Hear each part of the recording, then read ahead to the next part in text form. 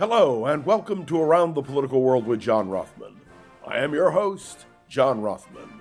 If you're a fan of the show, make sure to hit the follow button on the top right of Apple Podcasts, Spotify, or wherever you are listening at this very moment.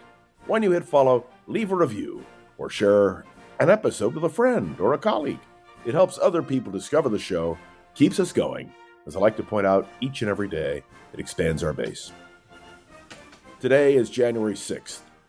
4 years ago, this country went through a convulsion, what I believe was an insurrection.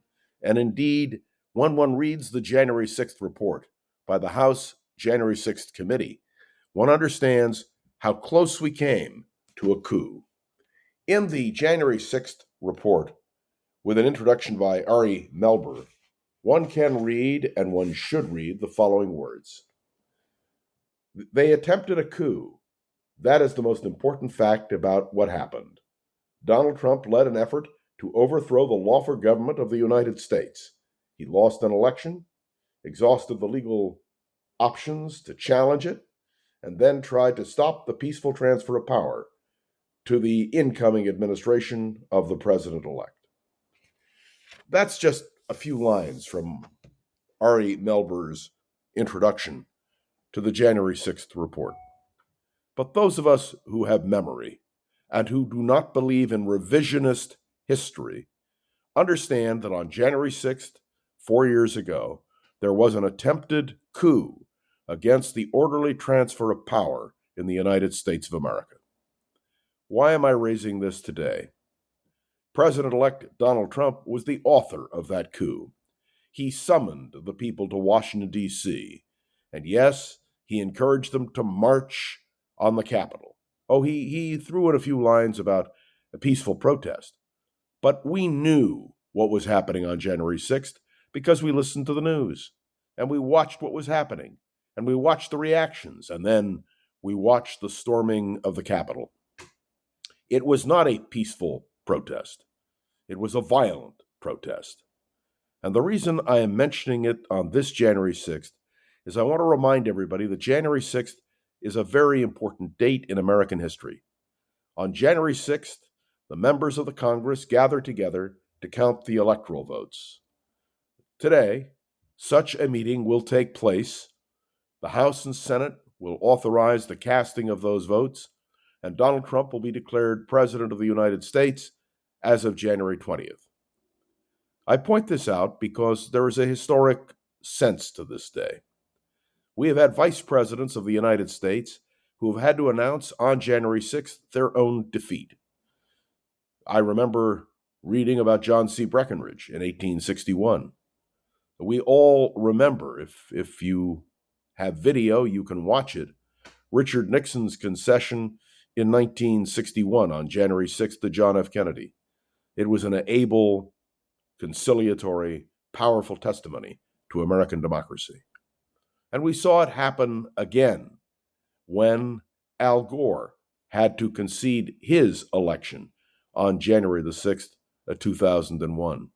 And yes, we witnessed it again when the decision was made by vice presidents of the United States in recent days to concede an election. It's not easy. It's not easy to declare your own defeat. And that is what Kamala Harris will do in just a few hours in Washington, D.C. She will stand before a joint session of the House and Senate, and she will declare Donald J. Trump to be President of the United States as of January 20th. That is the American tradition. And every January 6th has been fundamentally peaceful until 4 years ago. Now, here's the reason why I'm talking about it today. Because January 6th should be a celebration of the orderly transition of power. That's what will happen today. 4 years ago, it was not an orderly transition of power. 4 years ago, well, we witnessed what happens when people do not accept the results of an election.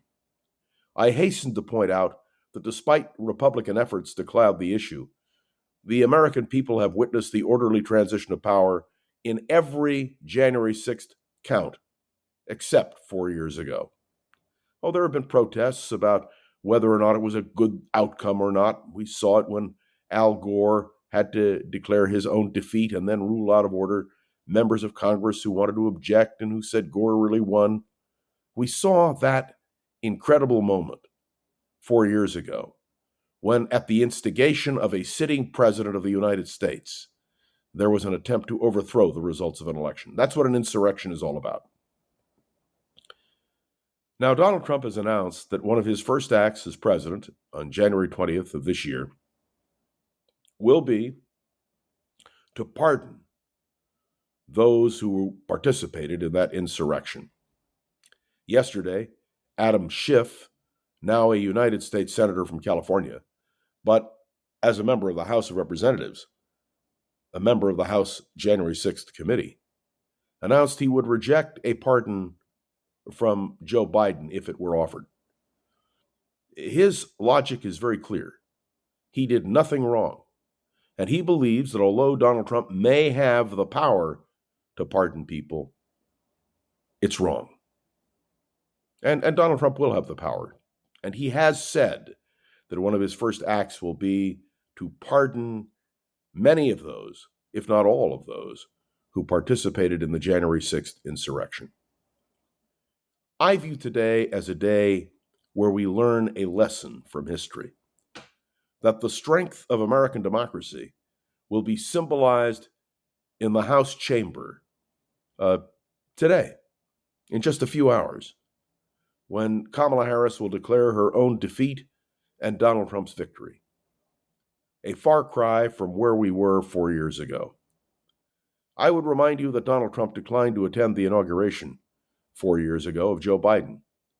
Joe Biden has made clear he will attend the inauguration of Donald Trump, and that he celebrates the idea of orderly transition of power. There are many subjects about which we could speak, but I think it is important to remember the symbolism and the meaning of January 6th. It was a day 4 years ago which nearly led to a disaster. Thank heaven, American democracy held firm. And now we will see the ultimate test. Whether Donald Trump pardons people on January 20th or not will be the real question.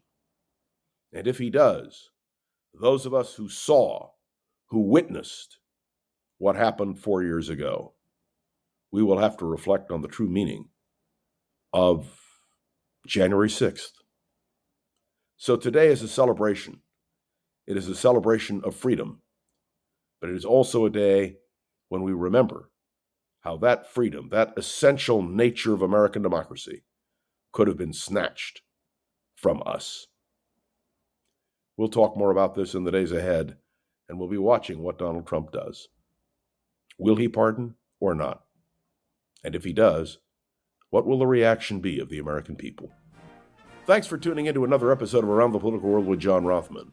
Make sure to follow along and let me know your thoughts on the show by leaving a review on Apple Podcasts and sharing an episode with a friend or colleague so we can continue to grow and expand. That's our goal. And of course, if you want to interact with me, go to LinkedIn, Facebook, or you can email me. I love getting your comments. And of course, a special thank you to Gogo Zoger, the wonderful producer of this podcast. Great job, Gogo. And we'll be back tomorrow with another episode of Around the Political World with John Rothman. See you then.